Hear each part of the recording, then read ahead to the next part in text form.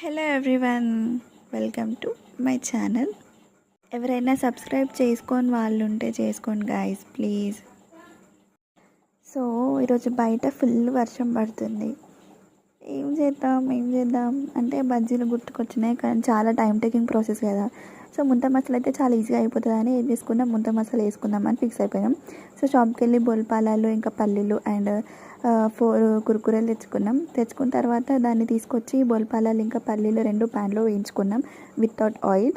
So వేయించుకున్న తర్వాత మనకు ఆనియన్స్ ఇంకా మిర్చి కావాలి కదా. సో అవి 2 సన్నగా కోసుకున్నాం అన్నట్టు, సన్నగా కట్ చేసుకున్నాం. ఆ కట్ చేసుకున్న తర్వాత ఈ పల్లీలకు పొట్టు పోవాలి కదా, అయితే ఏం చేసినాం, చాటలో వేసి దాన్ని మంచిగా రుద్దుకున్నాం అంటారు. సో పల్లీలకు పొట్టు అంతా పోతుంది.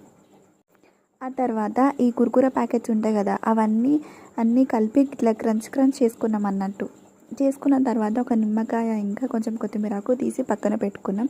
ఒక బౌల్ తీసుకొని అందులో ఈ మురుముర ఇంకా పల్లీలు అండ్ కుర్కురేలు, ఈ 4 ప్యాకెట్స్ కుర్కురేలు మొత్తం క్రంచ్ చేసుకొని అందులో వేసుకున్నాం.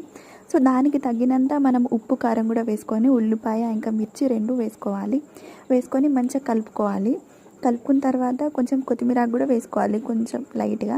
ఆ తర్వాత మనం ముందే కోసుకున్న నిమ్మకాయ కూడా దాంట్లో కొంచెం వేసుకొని మంచిగా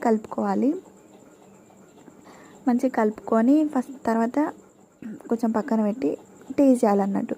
నిజంగా అంటే చాలా బాగుంది. నిజంగా నేను అసలు అనుకోలేదు ఇంత మంచి టేస్ట్ వస్తుందని, బట్ ఫైనల్ వచ్చింది. So subscribe.